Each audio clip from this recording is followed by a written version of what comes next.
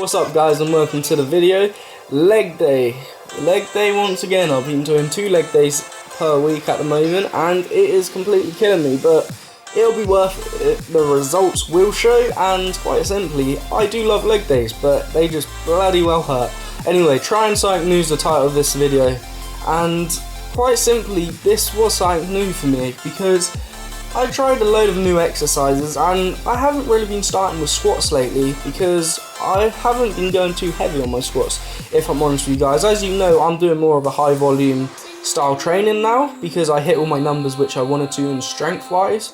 So I moved on to this hypertrophy and high volume things, and my strength has gone down a bit, I'll admit to that.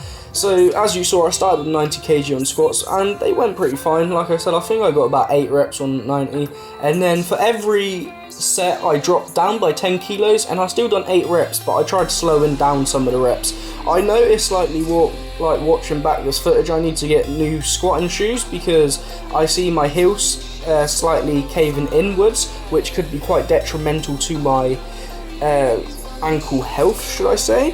And when I say my heel, I meant my ankle, sorry, because like my ankle and heel, my heel rises slightly off the ground and my legs kind of cave inwards, but not my actual legs as in my knees, my ankles do, and it could be quite bad on my health. And I've seen before some people have actually commented about this, so I have noticed it and it is something which I'm looking into invest. If any of you guys know some good squatting shoes to squat in, then please say so. Some of you before have even said squat barefooted, and I tried doing barefooted squats and, well, I say barefooted, obviously I still have my socks on, but it was horrible. My ankles and that were still caving in like crazy, and you know, I haven't really been squatting simply because of that, and it's been quite off-putting to my squats, but I still get a crazy leg pump. And as you can see, I was taking some long rests right here, doing like paw squats at the bottom, and you'll see my last rep I took like a 5-second rest at the bottom, simply because this is just to work on the explosive part, and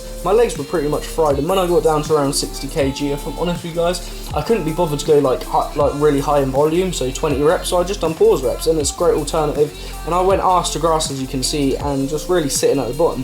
We then moved over to these dumbbell walking lunges, and in my opinion, walking lunges are awesome, but the one problem which I find about them, I do go off balance a lot, and as you'll see, my training partner kept on putting me off in this workout, and I kept on laughing, but we did power through it. It was a great workout, and we did try new things. So as you can see, with these dumbbell walking lunges, the main thing you want to do is just get a good lunge forward and get a good squeeze at the bottom, if that makes sense. So when you come up, you want to contract your quads. It's so much doing the movement, but making that mind-muscle connection is one of the most important things in bodybuilding.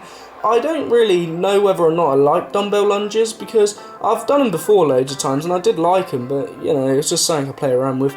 Here is a new exercise, basically box jumps, but with these boxes you create yourself, and it's quite spongy, and as you can see, the thing looks as if it's going to fall over, but if you do it right and you land right, it won't fall over. It's more about the way you impact on the ground, if that makes sense. So you've got to almost come down gently, like Muhammad Ali said, float like a butterfly, sting like a bee. So the main thing I was trying to do here was just float like a butterfly, and I did feel on the last few reps I started going, but it's really good, and this just worked on the explosive part and a bit more cardiovascular, so it was an awesome little workout, as you can tell. We then moved over to these hamstrings, and the main thing I like to do on hamstrings is really just contract them, to be honest. I mean, I love the squeeze at the top, and quite simply I do feel hamstring works a lot better doing lying leg curls rather than stiff leg deadlifts. If I'm honest, on my stiff legs I don't really feel much. And we went single legged, as you can see, simply to just pre-exhaust each leg, and then we moved over to doing just normal both legs at a time. The reason as to why I've done this, like I said, it lets you pre-exhaust your legs slightly and just work out on any of them muscular imbalances, but as well as that, simply just allows you to get in more volume.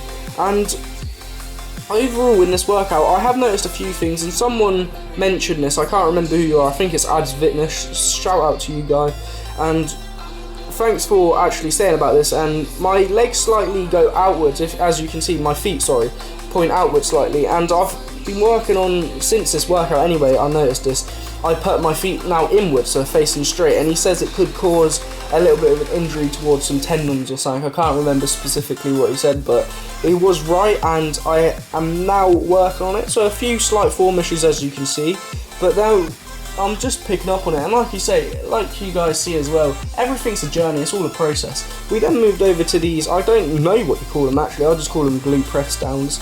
And I saw it on a video, I can't remember who it was, I think it was Chris Jones, I'm not too sure.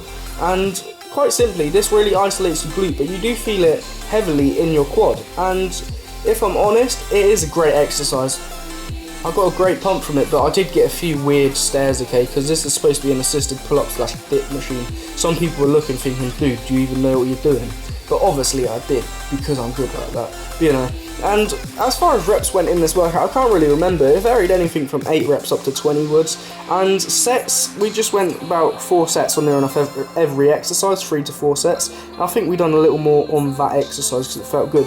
We then finished off with calves, kicking it up, trying to bring up these calves as a genetically weak point. But that is the video, guys. If you enjoyed it, please give it a thumbs up. And I'll see you guys in the next video. Thanks for watching, guys.